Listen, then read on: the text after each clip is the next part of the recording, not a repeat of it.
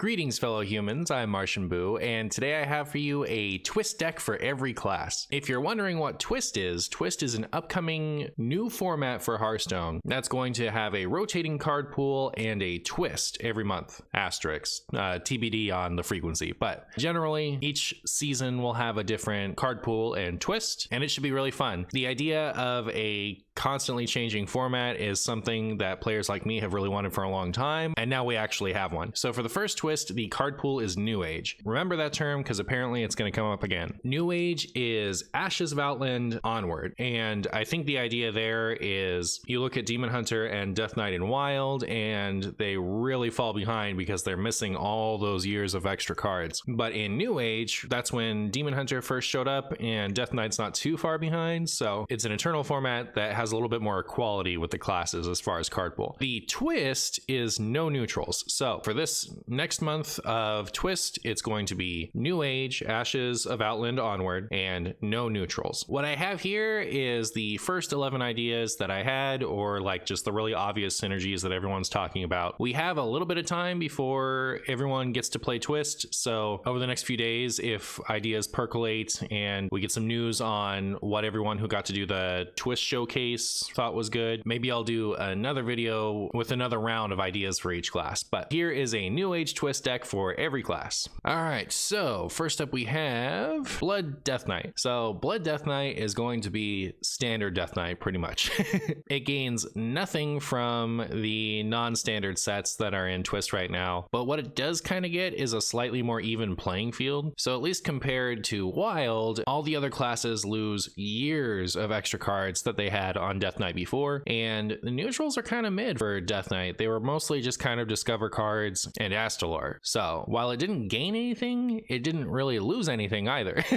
So here we have a Blood Death Knight. It's my favorite of the three runes, which is kind of why I gravitated towards this one. In this format, that's largely going to be dominated, we think, by Questline Demon Hunter and Questline Druid. Having a very removal focused class with a lot of healing actually does have a lot of merit, I think. So this is pretty much just standard Blood DK without the neutrals. The one thing I've added is the Noxious Cadaver, just to have additional 1-drops, and I think it has good synergy with the Arcanite Ripper. But yeah, if you want to play Death Knight and Twist, I think this is a good starting point. Next up, we have the Big Boogeyman Questline Demon Hunter. This is, I believe, the exact 30 that's the most popular on Wild Ladder right now, minus Tony because he's neutral, plus Lion's Frenzy to be an alternate late game win con. How this deck works is you draw a bunch of cards, get your discounts, and play Vengeful Walloper and Ironbound Brute for free. You copy them with Philosophy and you just get a lot of really early tempo and lock your opponent out of the game with Mana Burn. In the Wild version of the deck, if you do run out of resources, if that isn't enough to end the game on its own, what you do is you set up a big Glaive Tar with a bunch of draw on it and play Tony to swap decks and then draw all of your opponent's deck. But we can't bring neutrals in this, so we had to cut the Tony, and so there isn't consensus on what the new 30th spot should be, but the idea I heard that I like the best is Lion's Frenzy. So what you can do is set up a big Glaive Tar just like you would for Tony, and instead of playing Tony and then swinging with the Glaive Tar, you crack the Glaive Tar with the Lion's Frenzy, draw a bunch of cards, and smack them for a bunch of damage. Is this going to be the ideal 30th card? Maybe, maybe not. To be honest, I played a lot of this deck in Wild, and I don't think the Tony part of the deck is really all that important most of the time anyway. So this is one of the best decks in Wild. It's almost an exact direct port. If you want something strong, this is definitely the deck to craft. Next up, we have the other Big Boogeyman. This is Questline Druid, not as direct a port, actually. So Questline Druid had a few cards that it didn't really like to have in the deck anyway, and it's losing out on one of its best things, the Arcane Giants. And on top of that, it's missing out on Secure the Deck, which was a lot of extra damage. What to fill in place of those things is somewhat debated. I've seen some people going for Mark of the Spike Shell, which is all right, and I might have a list of that on my next video if I do one. But what I've gone with is an Arbor Up build. I wanted to kind of do something that spoke to New Age as a format a little bit more. So I have the Glowflies and Arbor Up and Fungal Fortunes. I cut the Groovy Cats. We don't want too many minions in here if we're going to run Fungal Fortunes, and I don't think think we can run Glowfly if we don't run Fungal Fortunes. The idea with the Arbor Up and the Glowflies is they're going to fill the board presence that the Giants used to give you. Glowfly, Arbor Up was pretty strong when it was around in Standard, and so it might be good again in New Age. Even if it's not good in this deck, it might be good in another one. We'll have to see. Normal Bonk Druid plan, we get a bunch of attack, we play our Guff, we play our Crypt Creepers and Umbral Owls, and if that's not enough, we have Solar Eclipse, Fungal Fortunes to quickly fill our hand back up, play some Glowflies, Arbor Up, whatever you have out on board, and kill the opponent that way. What I really like about the token aspect of this deck is Paladin has the legendary spell that gives it repeated divine shields, and it's going to be a little bit hard for decks like this to overcome the divine shield on the hero every turn once it goes off. So if we have tokens, it's a lot easier to pop the divine shield and get through to the face anyway. Is this the best version of Questline Druid? I don't know, but I'm excited to try it out. Then we have Questline Hunter. Are you noticing a theme? The questlines, probably most of them are going to be pretty decent. Many of them dominated Standard while they were there, and although most of them were nerfed and aren't especially good in Wild right now, there's a lot of competition missing now that the neutrals and older sets are all gone. So the big thing is Dragonbane is in the core set, and that's a really important win condition for this deck when it was around in Wild. The non-odd version. The odd version used Beardo, but so yeah, the non-odd version closed out its games with Dragonbane, and having Dragonbane back in the core set means that this deck feels a lot more legit than it would otherwise. Since this is here, I've opted for a much more wild version where it's as low to the ground as I can get it. I'm not sure if that's the right way to go, or if it should lean more into how it was in Standard, where you have like Tavish and stuff like that, but there's a lot of nice draw and filter available to the class right now, so I feel like this will be the best way to do it. It's actually surprising how many options there are in this deck now, considering how slim the pickings felt in the past, but I actually cut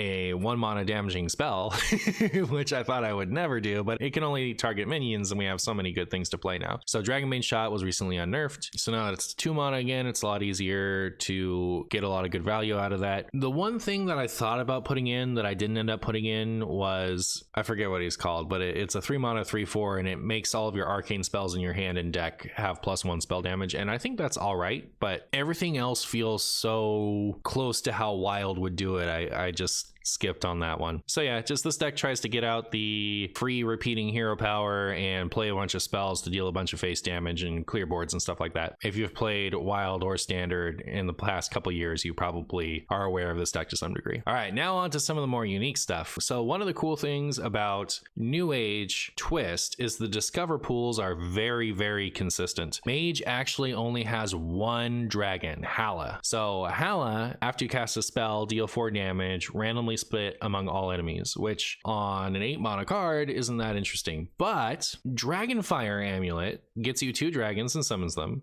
and there's only 1 dragon to get. So this is actually discover 2 Halas and summon them. And you can cheat that out with Clumsy Courier. So you cast the highest cost spell in your hand, and then if you're closer to 10 mana, you have about 3 extra mana to work with and deal tons of damage. There is also another version of this deck with Belinda. The problem with Belinda is you can't run any other spells. So you just have the Drakefire Amulet. Can't run Solid Alibi. You can't run First Flame. You can't run Conjured Mana Biscuit. You can't run anything else but the Drakefire Amulet. And there are a lot of nice minions that produce spells, so you can get away with it, and it could end up being that that deck is actually the better version of it. But for this video, I wanted to opt for a more flexible build. I really like the hero power package in Mage, and this just gives you a really solid early game and alternate win condition. It could be that hero power Mage is better without this, but it's so much damage later on in the game that I feel like if you can make it to that stage of the game, you will win. And between like Arcane Amplifier, Solid Alibi, Varden Dawngrasp, you have a lot of ability to stall out the game and get to that period of time. I think Solid Alibi and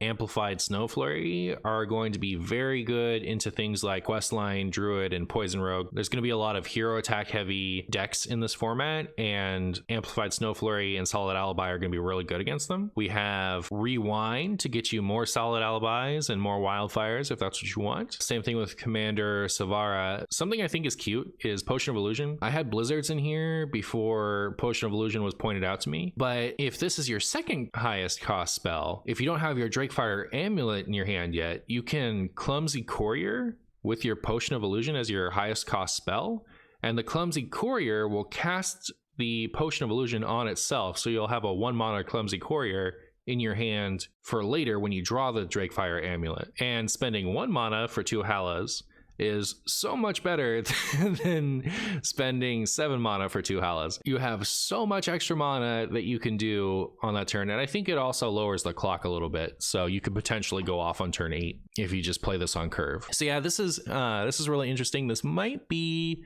the deck I'm most excited to play once it comes out, but we'll see. Next up, we have Pure Libram Paladin. I was a little excited for Pure Paladin, and then I remembered that Zealot was a Year of the Dragon card and not a Year of the Phoenix card, which means it is not available, which means the only Pure Paladin card we actually gain compared to Standard is High Exarch Yrel, which is a very cool card. I think that she has one of the best entrance musics in the whole game, but it's not a lot all on its own, so maybe this will be justice for Yrel. It was a bummer for Yrel to be like printed in the last set before all of the other Pure Paladin stuff rotated, and then in the entire life cycle of Standard that she was available, they never printed anymore. So she never got to be in a deck. But anyways, I am not sure what the right way to build Pure Paladin is. I will say Pure Paladin on its own merits is not as spooky as people are talking about. I've heard a lot of there's no neutrals, so pure cards are automatically that much better. The whole mode is going to be just Pure Paladin the whole time. That's going to be boring, and I just don't see it. If Pure Paladin is the big meta contender that is expected, I think it's going to be because of Starlight Groove. The big thing about Starlight Groove is it gives your hero Divine Shield, and every time you play a holy spell, Librams are holy spells, you get a new Divine Shield. So it's going to be really good at staving off the damage from decks like Poison Rogue and Questline Druid. Those are going to be the actual good decks, and Starlight Groove is going to be really good at lowering the damage output of that deck. They will have some other ways to deal some damage, but for the most part, those decks want to deal all their damage in one attack. So if you can keep their minions off the board, it's going to be really hard for them to deal a bunch of face damage. So you buy yourself all that extra time, and then you can play Lightforged Cariel later, which will make it even easier to keep yourself from taking a bunch of damage. So that's the strength that I think this deck will have in this meta. The other nice thing about Cariel is in this format, there is no weapon removal. I think the only weapon removal is Rogue. They have MC Blingatron, who can give your opponent a stupid microphone. So if your opponent has an important weapon, you can play the MC Blingtron and remove it, but that's the only give your opponent a weapon thing I can think of off the top of my head. Other than that, there's no Viper, there's no Ooze, there's no nothing, because there's no neutrals. So once you get out your immovable object, it is truly immovable. You have that. The rest of this is just Pure Paladin stuff and Libram stuff. So we have the recently nerfed Purator, which will draw you a couple of Light Rays, which you can play for cheap. We have Katori Lightblade, who can copy your Librams. Class Action Lawyer is going to be good at removing tall threats. But yeah, nothing you haven't seen before if you've been playing Hearthstone in the last couple years, just in a format that might be a little bit more forgiving. We'll see, it could be good. Next up, we have Questline Priest. So Control Priest has a lot of options, and I had a little bit of trouble deciding on the exact 30 I wanted, but it does look like it's going to be pretty cool. Control Priest in general is good into things like Questline Demon Hunter that put out a bunch of big threats, and that's most of how they win. And while the Poison Rogues and Questline Druids of the world might be a little bit scary, there's a ton of healing in here, and that might be enough to squeak out wins that way. But largely, I think into things that aren't Poison Rogue, this should be pretty good. I thought Love Everlasting was going to be a little bit awkward with the quest line at first, because it's going to change the cost of things like Clean the Scene and Soul Mirror and Whirlpool if you need them to proc the quest. But you can always just play Draconic Studies, Renew,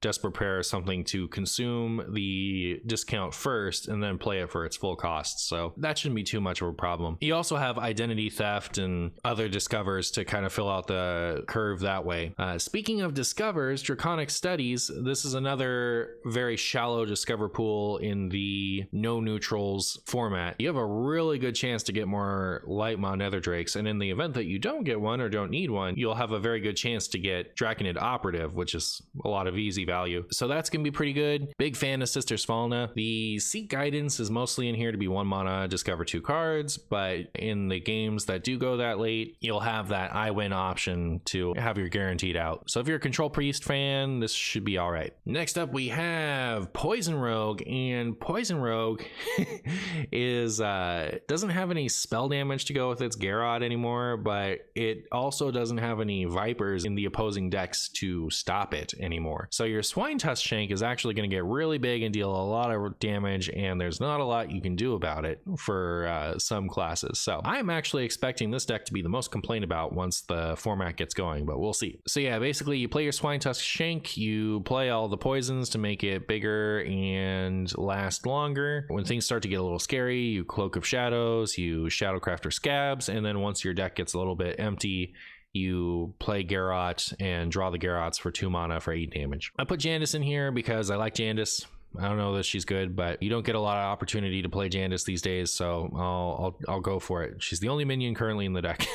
All right, so now we have some Martian Spice. This is another one that I'm really looking forward to playing. It's like, you can't have Shudderwock in this format, but you can kind of bring the feeling of Shudderwock to your opponent by playing the Snowfall Guardians alongside the Brilliant Macaws, alongside the Cold Storages, and just lock them out of the game for several turns in a row. Then I had to think about, what do you do? Because these don't get bigger anymore. When this first came out, it would increase in size dependent on the amount of minions that got frozen. But yeah, they don't scale out of control anymore. So you kind of need a way to be able to do some damage. And what I was thinking was Horn of the Windlord and Inara Stormcrash alongside Stormstrike. So Rockbiter weapon actually rotated out of the core set recently. Your only option to increase the attack of your hero is Stormstrike outside of Inara and having a weapon equipped. So the Horn of the Windlord is a little bit expensive, and we do have Inara separately, so I didn't feel like running 2. We have the Cage Match Custodian, which will either draw that or the Auction House Gavel. And then yeah, the idea is to kind of control the game and win the game later on with something like that. For healing options, Canal Slogger and Altered Chord. There's actually a not insignificant amount of overload in this deck. So you have the Canal Slogger, you have Astral Knowledge, and you have Lightning Storm. And what I like about them is they overload technically, which activates the Altered Chord, but they don't overload a lot. They're not keeping you out of the game like Doomhammer would. So we'll see how good that is. You got your Brucon and your Instructor Fireheart to give you some additional value. What I really like about the WinCon parts of this deck, the Storm Strikes and the Inara and the Horn of the Windlord, is they can flex to be removal. So Windlord turns big threats into small threats and then kills them. Inara Stormcrash can kind of clean up tiny things, and Stormstrike is just really good early removal. Hopefully this will be kind of a flexible control deck, and maybe it'll have some legs. We'll see. Next up, we have Copious Maximus. This is Big Demons Warlock. I don't know how good this is going to be, but it looks really fun, and I'm excited to try it. So this is like bringing the Q block energy to New Age format. What we're going to do is, it's mostly demons. We have 3 non-demons in the deck. Kenrathod Ebonlock, which will add the Kenrathod Prime to your deck, which summons a bunch of demons, so it's a lot of late game value. Arcwitch Willow, who will later cheat out a bunch of demons, and it's just really good tempo.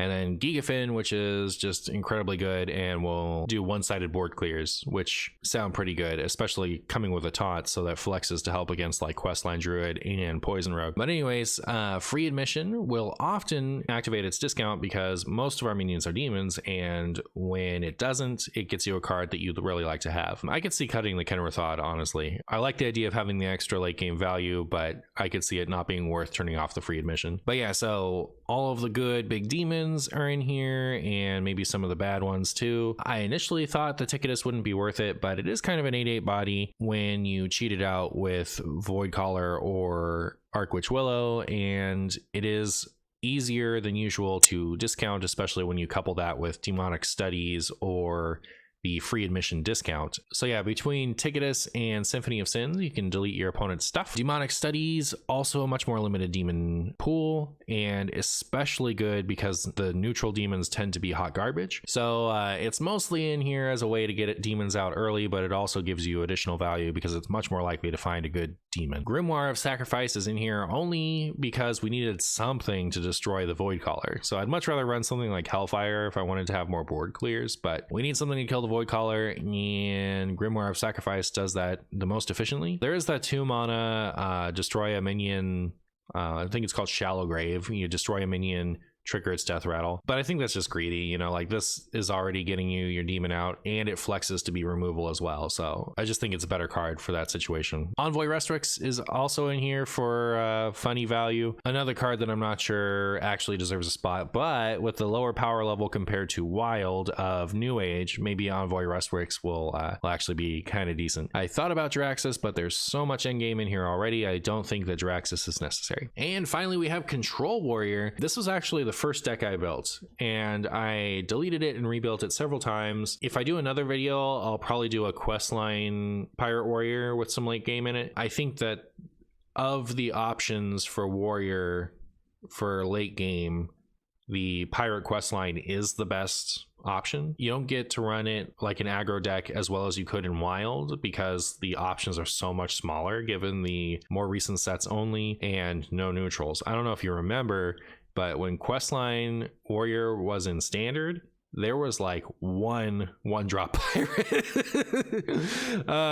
So yeah, there's not a lot of cheap options. A lot of the good pirates are 3s, so you even have to condense a little bit because you have too many 3 costs in your deck. But yeah, so I do think that that is probably still the highest likelihood of being the good warrior deck for this format, and I may build one for the other video, but I didn't think that was as fun as something like this. So this is like a tempo control warrior. You got the rifts. I love the rifts. You got the actual cool warrior board clear, the only one in the whole game. Actually, I kind of like Bear Off too, but I hate Brawl and I love Shield Shatter. So we have Shield Shatter, and we have the Igneous Lava Gorger and Tidal Revenant elemental package, so you're gonna get some armor and tempo with those. Sunfire Smithing is a 4 attack weapon for cutting class, which is also discounted by Rokara, and Sword Eater. Coming up with the right amount of weapons was a little difficult.